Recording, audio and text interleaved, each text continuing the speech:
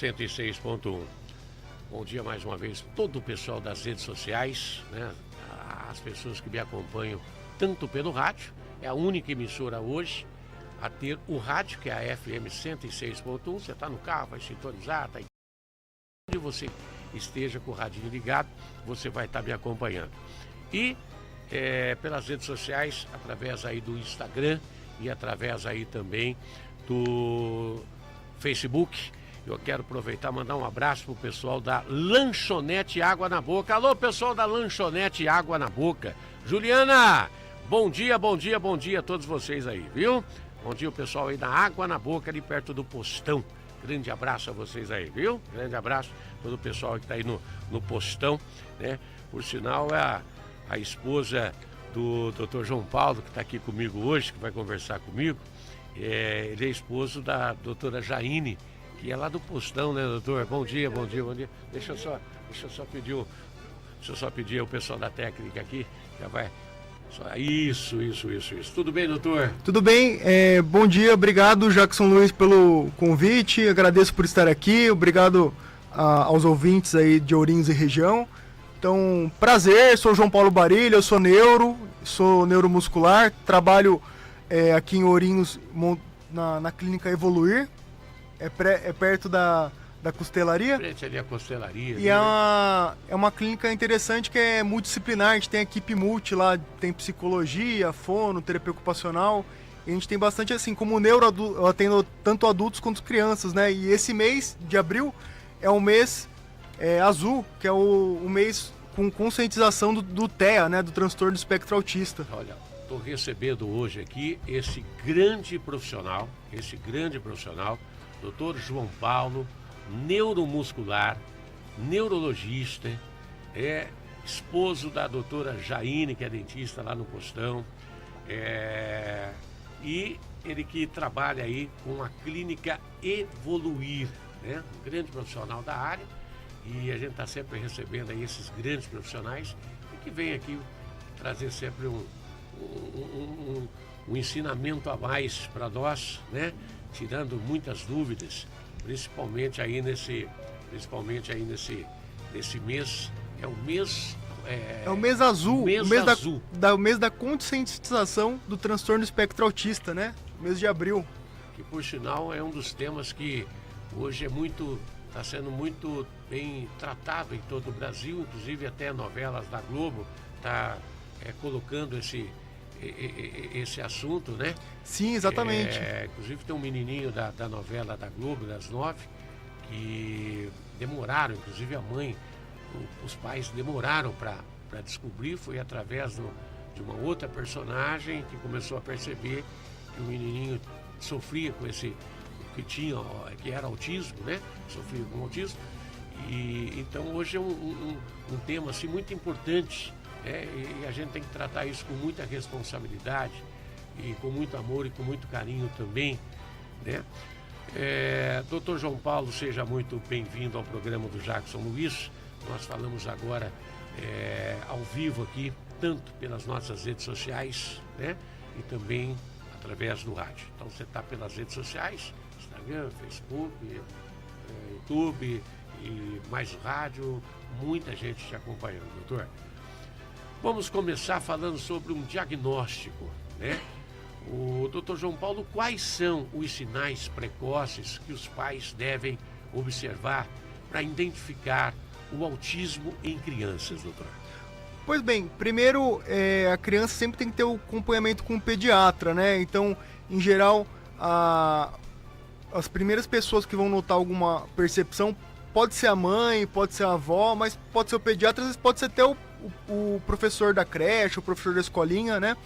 Vai ver que a criança está com uma dificuldade na interação social entre as crianças, entre os adultos, vê que tem alguns movimentos estereotipados, né? É muito comum pensar na criança que às vezes está fazendo alguns movimentos repetitivos, às vezes com um bater de mãos, às vezes com andar na ponta dos pés. Quando quando tá brincando, também às vezes a criança que tem TEA, né, que tem transtorno espectro autista, às vezes faz um movimento de ficar alinhando os brinquedos, né, ele, ao invés de ele brincar assim com bagunça, assim dizendo, ele acaba fazendo uma coisa meio que bem estereotipada, ele alinha, né, ou ele faz muito movimento de ficar girando também, uma coisa assim, além do normal, uma coisa que pode chamar atenção. E também a pessoa que tem muitos sintomas sensoriais, então às vezes a pessoa assim, logicamente, todo mundo tem sua mania, né? Mas às vezes quando passa do limite, então assim, uma criança que não aceita de jeito nenhum tomar banho, ou não aceita cortar o cabelo, é uma coisa muito desgastante. E para alimentação também, às vezes a criança tem que ser uma coisa totalmente regrada, então a pessoa não aceita novos alimentos, tem que ser uma coisa separada, não mistura o arroz com o feijão, tem que ser uma coisa tudo bem seca e separadinho, então são alguns sintomas assim, eu acho que mais clássicos que chamam a atenção, né? Claro, na dúvida sempre passa com o neurologista para ter avaliação, né? Mas esses sintomas, então, acho que são as coisas que mais chamam a atenção, né? Num caso desse, na sua profissão, você é neurologista e neuromuscular. Para se encaminhar para um neuro, tem que passar pelo pediatra primeiro. O médico, o profissional, ou existe o neuropediatra também? Exato, logicamente, o médico ele pode estar capacitado, né, para fazer avaliação. Muitas vezes o pediatra que acaba fazendo um encaminhamento, né, mas pode ser às vezes até o da escola, por exemplo. Muitas vezes a escola chama os pais, né, o pai, a mãe, fala, olha, seria interessante procurar uma ajuda, procurar um neuro, né? Isso acontece muito, isso da escola. Em geral, as escolas são muito bem receptivas, assim, toda vez que eu peço um relatório escolar, elas são super legais, fazem um relatório bem detalhado, assim, porque muitas vezes uma das coisas que é interessante fazer o diagnóstico, né, uma mais precoce, é ter o tratamento, né? Que muitas vezes a criança vai fazer parte do tratamento, ter o professor auxiliar na sala de aula, ter um reforço escolar, né? Então, é muito interessante. Assim, como neurologista, eu tô acostumado a atender adultos e crianças, né? Como eu sou neuromuscular, eu lido muito com doenças raras, então é muito comum eu acabar pegando, assim, diferentes faixas etárias. Então tem muita doença que tem sintoma cognitivo, então que vai dar sintomas semelhantes ao autismo, que a gente fala que é o TEA secundário. Existe uma diferença só do neurologista e do neuromuscular? Existe uma diferença? Na verdade são subespecialidades, né? Juntas. São subespecialidades, né? Assim, né? No caso eu fiz o meu fellowship de doenças neuromusculares na Unifesp, meu mestrado também na Unifesp. Hoje em dia tô lá como preceptor também na neuromuscular.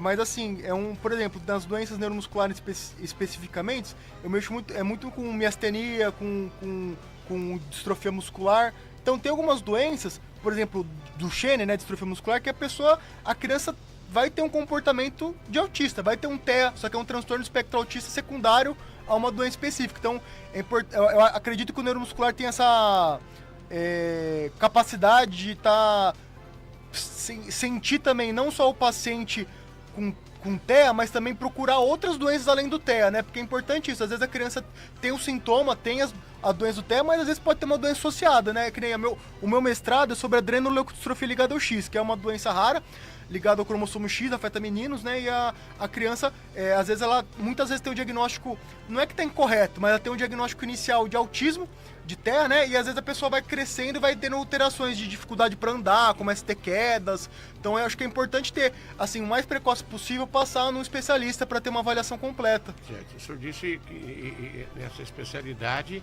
o diagnóstico é quando a criança começa a ter muitos tombos. Então são crianças que já no começo da vida, quando elas começam a andar. Exatamente. Em geral, a criança pode ter um atraso do desenvolvimento, né? Então, por isso que é importante ter o pediatra. Então, se o pediatra tá sentindo que tá alguma coisa diferente, é importante ter uma avaliação. Então, o que o pediatra, em geral, ele vai avaliar? Tem um atraso do desenvolvimento motor, né? Então, assim, às vezes a criança é mais molinha, tá com dificuldade para sentar. Isso é tudo causado pelo próprio cérebro da gente, doutor? É que tem diferentes causas, né? Em relação... que às vezes a doença do autismo, né? Não está... É um transtorno espectro autista. Às vezes ela pode estar associada com outras doenças. Então, todo paciente que eu passo em consulta, é essencial, né? Fazer um exame físico neurológico bem feito, fazer uma avaliação de necessidade de exames complementares, muitas vezes acaba pedindo ressonância de crânio, né, para ver se tem alguma comorbidade, porque assim, a gente quer fazer o diagnóstico mais precoce possível, né, então a gente não quer fazer aquele diagnóstico quando a pessoa tá com muita comorbidade, né, a gente tenta fazer o mais precoce possível, né, então tem alguma alteração do comportamento, tem alguma coisa estranha, sugiro fortemente passar no neuro. Muito bem. E vamos falar um pouquinho desse aumento de casos, mas antes de a gente entrar no aumento de casos, tem uma coisa que o senhor falou no comecinho, eu gostaria até que o senhor voltasse lá e repetisse para a gente os sintomas que as mães devem começar a perceber nos seus filhos. Nós temos um público muito grande de mães, Sim. muito grande Sim. mesmo, que estão te acompanhando agora nesse momento. Então, o que a mãe deve observar na sua criança para ver se a criança já é uma criança que tem o TEA? Pois a mãe, né, não só a mãe, a gente fala sempre da mãe, mas tem muitos pais Sim, também, pais, né, avó, então, os avós que cuidam dos filhos, netos. A mensagem, acho que é importante ter, é que assim, se a criança, quando a mãe tem mais de um filho, às vezes ela pode comparar entre si, né, falar que esse filho tá fazendo coisas que o outro não faz, mas às vezes uma mãe de primeira viagem, né, uma primigesta. Então, assim, quais são as coisas que para notar? Então, a criança que tem movimentos repetitivos, então às vezes ela faz movimento de bater com as mãos, às vezes ela faz uma coisa diferente, por exemplo, ela fica sempre na ponta dos pés. Sim. Lógico, que ninguém gosta de ser contrariado, mas quando é uma coisa demais, assim, a criança ela tem uma dificuldade muito grande de receber o não. Tudo que ela faz exageradamente. Exatamente, e que impacta na vida social dela. Então, basicamente, ela vai ter alterações do comportamento que estão prejudicando ela no seu ambiente social, né? Então, assim, nossa, tá impedindo ela de se relacionar com as outras criancinhas na escolinha, ou você vê que dentro de casa tá uma coisa a mais. Então, eu acho que assim, movimentos repetitivos das mãos, movimentar, ficar na ponta dos pés, também o empilhar brinquedos, então às vezes a criança fica empilhando, assim, uma coisa que chama atenção, que assim, tipo, o carrinho, às vezes, ela vai fazendo, ou blocos, ela faz uma fileira enorme, assim, e criança é mais comum fazer bagunça, né, deixar tudo desarrumado. Ou ficar girando também, às vezes tem uma coisa que ela fica girando muito, assim, né, e também, assim, tem que ser, ter uma rotina muito, muito, muito regrada, então, assim, tem que ser daquele jeito, então... É isso que eu falei, assim, lógico, toda criança vai ter seus maneirismos, né? Toda pessoa tem, mas quando passa da normalidade, assim, ela sofre muito quando uma coisa está fora do lugar de rotineira, ou às vezes você vai botar, por exemplo, tem os sintomas sensitivos também, às vezes vai dar um banho na criança e pra ela é uma coisa muito, parece que tá queimando a pele de botar logicamente que tem que ver a temperatura, mas é uma coisa que você vai ver que tá demais, assim, tá além da conta. Nossa, pra tomar um banho é um sofrimento, ou pra cortar o cabelo, então você vai ver que, assim, vai ter uma coisa que gera um prejuízo grande, assim. E a seletividade alimentar hoje em dia também a gente pode notar, então, assim, seletividade alimentar tem que tomar um pouco de cuidado, porque, assim, a criança copia o que os pais comem, né? Então, não é só questão de não comer salada, né? Porque às vezes a mãe e o pai também não comem salada, mas assim, é uma coisa assim, é uma coisa estereotipada do tipo assim, tem que ter, o prato tem que ser desse formatinho, não, o arroz não pode estar encostado com feijão, não pode estar molhado, tipo, tem que ser tudo bem separado. Então, em geral, quando tem uma seletividade alimentar, assim, uma coisa, assim, uma rigidez muito grande, que assim, a criança não come de jeito nenhum se não tiver, isso chama atenção também para sintomas de TEA, tá? Muito bem. Vamos falar um pouquinho também do aumento de casos hoje, porque temos visto, doutor, um número tão grande de diagnósticos de TEA nos últimos anos. É aumento real ou melhoria na detecção? Pois com certeza tem uma melhoria na detecção, né? Porque hoje em dia as pessoas estão mais atentas, né? Inclusive o mês de abril da conscientização do TEA. As pessoas estão pensando mais, estão procurando, inclusive estão querendo inserir a criança na sociedade, né? Porque, infelizmente, né, antigamente, às vezes tinha algum problema cognitivo, às vezes ficava trancado em casa, né? É feio falar isso, mas é verdade, né? Que hoje em dia, graças a Deus, está tendo essa exposição. Então tem isso. E também tem um pouquinho do componente que o senhor falou, né? Será que está tendo um excesso de diagnóstico, um overdiagnose? Pois tem que tomar um pouco de cuidado, para não achar que tudo é autismo, que tudo é TEA, né? Porque a gente tem algumas alterações também que são muito comuns na infância, que tem que ter um olhar de atenção. Então, assim, por exemplo, o déficit intelectual, né, o DI, é uma coisa que é uma coisa a se pensar também, e o TDAH também. Então, acho que são diagnósticos diferenciais importantes, que a pessoa vai ter esse diagnóstico, ou não, né? Com a consulta médica, né, com o neurologista que tem essa experiência, né, com essa expertise, e que ele faça a solicitação dos exames complementares necessários para o diagnóstico, né? Mas assim, eu acho interessante falar também, além do TEA, falar do DI e do TDAH, por quê? Porque assim, na pandemia, né, no Covid, teve uma suspensão das aulas, ou teve uma suspensão das aulas presenciais e ficaram com a parte de ensino à distância, né, do EAD, e a gente viu que teve muitas crianças que tiveram uma dificuldade escolar por fator escola, né? Tipo, teve uma dificuldade no acesso. Então, às vezes, a criança não tem o TEA, às vezes ela não tem TDAH, às vezes ela tem só uma questão de necessidade de um reforço escolar. Então, é lógico, eu não quero dar doença pra criança, pelo amor de Deus, eu não sou... Eu quero que a pessoa seja normal, mas às vezes com um acompanhamento médico, neurológico, com reforço escolar, com fono, então, às vezes a pessoa dá um catch-up, ela dá recupera e, assim, tem a normalidade dela. E o senhor poderia explicar rapidamente aí a diferença entre os níveis de suporte, ou seja, o leve, moderado e grave no autismo? Com certeza. Então, a gente, além de falar do que a criança, quando chega no diagnóstico, fala assim, ó, tem o TEA, né, tem o transtorno do espectro autista, a gente também tem que colocar o nível de suporte, né, se ela tem um nível de suporte 1, 2 ou 3, né?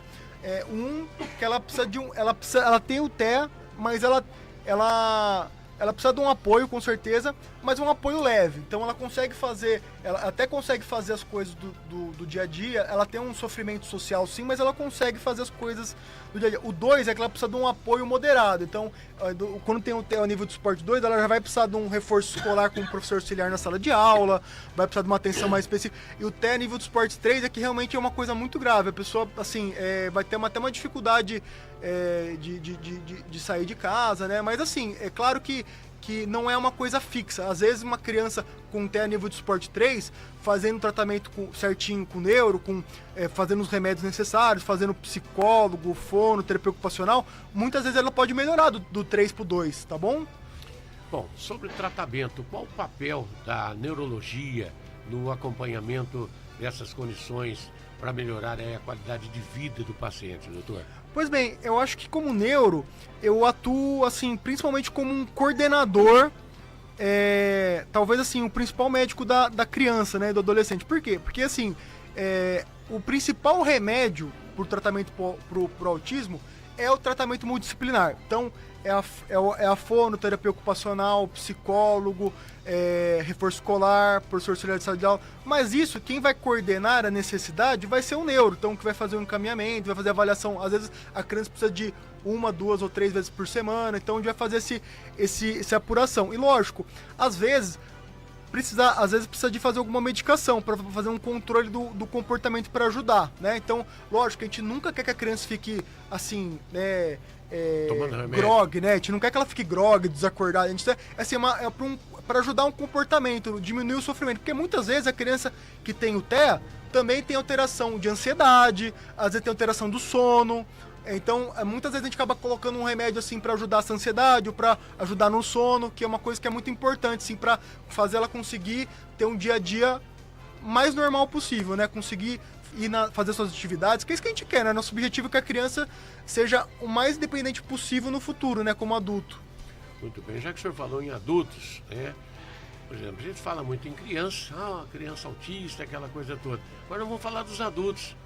É possível descobrir que se está dentro do espectro autista apenas na vida adulta também? Quais os sinais para isso? Pois é, Jackson. Sim, é possível. Porque, por exemplo, que nem no nível de suporte, o transtorno do espectro autista nível de suporte 1, né, o TEA nível de suporte 1, é uma coisa leve. Então, às vezes, a pessoa ela até consegue mascarar os sintomas. Então, é uma coisa leve, mas ela tem um sofrimento real do dia a dia dela. Então, isso não acontece só com TEA, às vezes com TDAH também. Às vezes a pessoa conseguiu chegar na fase adulta, ela fez ensino médio, está cursando a faculdade, mas ela tem um sofrimento muito grande para fazer as coisas do dia a dia. Então, ela é uma pessoa que às vezes ela recebe de maneira de maneira chata, né? Alguns estereótipos, ficam falando assim, é o esquecido, é uma pessoa que é meio desligada. E às vezes não, às vezes ela pode sim ter algum diagnóstico por trás disso, né? Uma coisa leve, né? Mas tem. Então,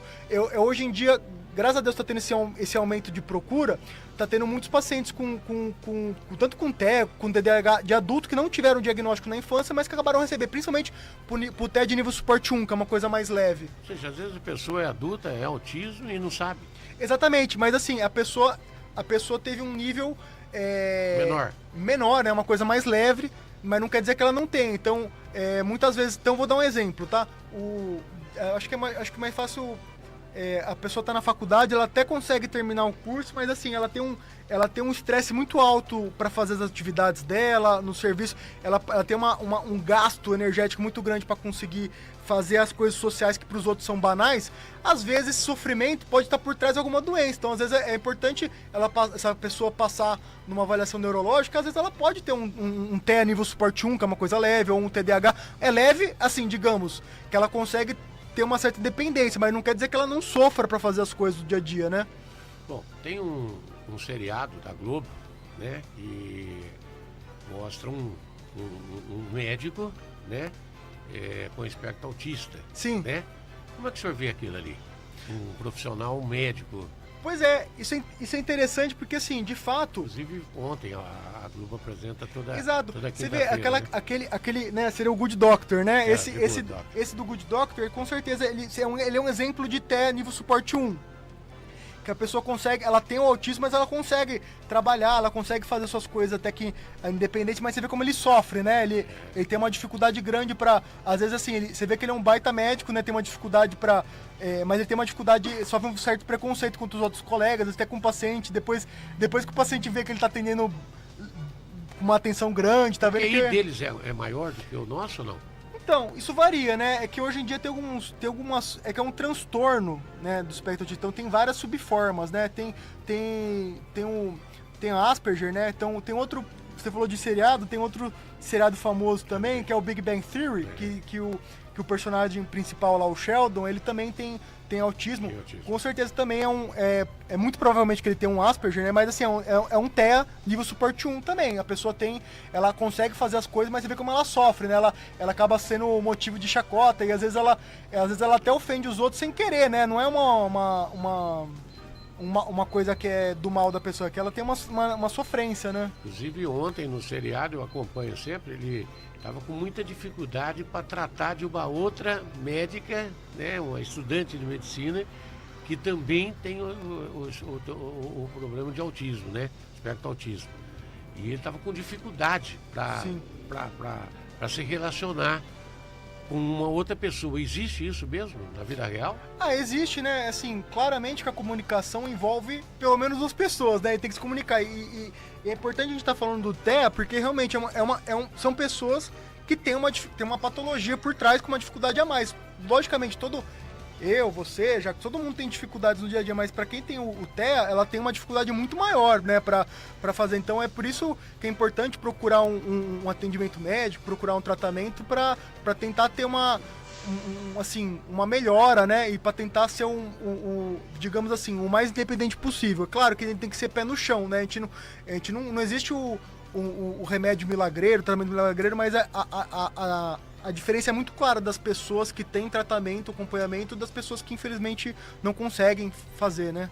Gente, nós temos aqui, hoje estou recebendo o Dr. João Paulo, neuromuscular, neurologista, atende na clínica Evoluir, né? Doutor é de Bauru. Exato. Né? Mas atende quantas vezes na semana aqui, doutor? Aqui eu atendo 2 vezes por semana. É porque, de fato, eu acabei vindo para Unito por causa da minha esposa, né? Que ela é dentista, né? A Endo. Jaine, lá do Postão. Exatamente. Ela faz canal, né? Endo. Ela trabalha no Postão, trabalha no SET, também ela é professora de odonto na Unifil, né? Então, a doutora Jaine qualquer dia aqui para falar com certeza, seria um prazer. Odontologia ainda. E aí eu acabei, a gente tá, final do mês a gente vai fazer 1 ano de casado, hein? Dia 26, já tá... Bacana.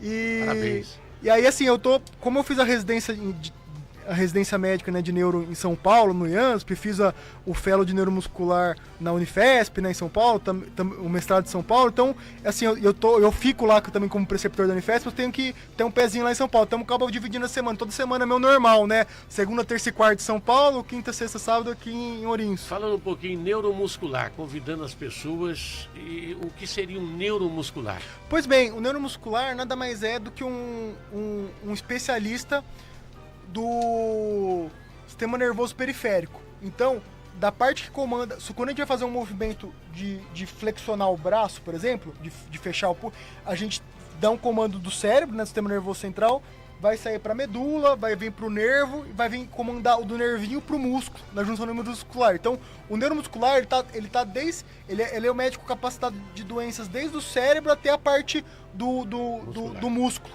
Então, assim, eu mexo muito com esclerose lateral amiotrófica, com miopatias. Assim, só para falar de seriado... Neuropatia diabética, trata isso ou não? Sim, também. É terrível esse troço. Pois é que assim... Eu tenho isso. Então... Sofro demais. Ô, seu Jacques, seria um prazer atender o senhor. Então você vai me atender, porque eu sofro demais, principalmente à noite. Eu tomo gabapentina, pra você ter uma ideia, né? Uso bastante. Um dos remédios da minha caixinha de ferramenta. Eu uso muito gabapentina, é o que me faz vir para a rádio trabalhar, é o que me faz conseguir dormir, porque eu sofri muito, né? Eu tive diabetes, descobri muito tarde, sou diabético tipo 2, e eu tenho essa neuropatia diabética. Eu convivo com muitas pessoas que sofrem com isso. Sim. Né? Pessoas que sofrem constantemente. Eu, graças a Deus, só tenho as dores nos nervos dos pés. Mas tem pessoas que atingem as mãos também. Pois é, né? a gente fala que é um nervo, a gente fala que é padrão em bota em luva, né? Que em geral começa nos pés e vai subindo por pés, pernas, tornozelos, joelhos, e depois chega nas mãos, né? Fala que é em bota e luva. E hoje o que mais as pessoas que procuram aí a clínica Evoluir como neuromuscular, o que mais você atende? Pois bem, hoje mesmo de manhã atendi uma paciente com miastenia graves, né? Então, miastenia graves é uma doença que é uma da junção neuromuscular, né? Em geral, a pessoa vai ter pitose, visão dupla, pálpebra caída, fraqueza, dificuldade para engolir, fraqueza para subir escada, e flutua os sintomas, né? Então, assim, mas sim, só voltando um pouquinho da parte de seriado, que às vezes... como neuromuscular, acho que é importante falar que tem aquele seriado do Grey's Anatomy, que o ator Eric Dane, ele recentemente ele faleceu, né, com o diagnóstico de ELA, né, de esclerose lateral amiotrófica, que é uma doença que é do neuromuscular, né? Então, eu atendo também pacientes aqui de Ourinhos e região com essa doença, né, de ELA, né, que é doença do neurônio motor, esclerose lateral amiotrófica. E assim, é um prazer poder atender o paciente e a família para tentar dar mais conforto, né, e diminuir a angústia e o sofrimento. Bom, e agora nós estamos vivendo aí esse Abril Azul. Eu gostaria que o doutor João Paulo, qual seria a sua mensagem principal do Abril Azul, doutor, para combater aí o preconceito e ajudar na inclusão dessas pessoas, doutor, que a gente sabe que é um preconceito muito grande, né? Acho que a primeira fase é passar a negação, né? Que muitas vezes a família, ou a mãe, ou o pai, ou algum parente está achando que... Fala, não, isso aí vai passar, não é nada. Então, assim, tomara que não seja nada, mas por gentileza, vá no neurologista, procure um atendimento especializado para ter certeza realmente se não é nada mesmo. Porque se for, a gente precisa de um diagnóstico precoce para ter o tratamento mais precoce possível. Muito bem. Bom, mais uma vez eu quero agradecer aqui o doutor João Paulo, neuromuscular, neurologista. Vocês em casa acabaram de conhecer aí o doutor João Paulo, da clínica Evoluir. Eu vou até pedir aí ao doutor para passar aí o endereço, né? As redes sociais aí da clínica Evoluir, para que você que precisa, às vezes necessita, tem alguém em casa que está precisando de ajuda, né? Você vai conhecer a clínica Evoluir aqui em nossa cidade. Agradecer mais uma vez a esse grande profissional. Deu uma aula aqui o Dr. João Paulo e eu vou pedir para que venha mais vezes ao programa, né? Para a gente tratar disso. Eu gosto muito quando vem esses profissionais da saúde, para a gente tratar desses assuntos aqui no programa. E hoje a gente falou sobre o TEA, né? Falamos aí sobre o espectro autista e do Abril, né? Que é muito importante. E falamos também para você conhecer, convidamos também para você conhecer a clínica Evoluir aqui na nossa cidade de Ourinhos, doutor. Muito obrigado, Jackson. Só passando o contato, por gentileza. Então, ó, Dr. João Paulo Barilli, atendimento de adultos e crianças, tá? Eu atendo aqui em Ourinhos e também atendo em São Paulo. Aqui em Ourinhos é na clínica Evoluir, tá? O endereço é Avenida Doutor Alcebiades Ferreira Moraes, 405. Doutor Alcebiades Ferreira Moraes, número 405. É na frente da costelaria. Em frente à costelaria, né? Isso, clínica Evoluir. Eu sempre passo ali, eu já conheço ali. Qual que é o número ali? 405. 405. E tem algum telefone para as pessoas entrarem em contato? Então, né, o DDD 14, 14, né? 99618 618 0589. Nas redes sociais, meu nome tá como João Paulo Barilli, né? O meu rede social, o meu arroba é barilli.jp.neuro. Tá lá o meu contato profissional. E da clínica Evoluir, evoluir.interdisciplinar. Interdisciplinar. Então você pode seguir aí a clínica Evoluir, uma clínica importantíssima aí para você, para sua família, no momento que você precisa. E muito obrigado, Dr. João Paulo Barilli, que deu uma aula para gente, né? E só para vocês ficarem sabendo, ele vem 2 vezes por semana atender aqui, tá? Ele atende Bauru, São Paulo, agora está atendendo a gente também aqui em Ourinhos. Esposa aí da doutora Jaine, aí, que muita gente deve conhecer aí no postão. E só te agradecer mais uma vez, as portas abertas aqui, Muito doutor. obrigado, boa tarde, brigadão mesmo, agradeço demais. E eu vou pro intervalinho comercial, lembrando que amanhã é festa e aniversário dos 48 anos das lojas MM. Vamos estar lá às 10 da manhã, vamos estar com a nossa tenda lá, né? Nós vamos estar com a nossa tenda lá, lá em frente às lojas MM. Vai ter bolo, vai ter prêmios, eu vou estar sorteando secador de cabelo, chaleira elétrica e outros prêmios mais em frente às lojas MM, ali no 3º calçadão da Rua Paraná.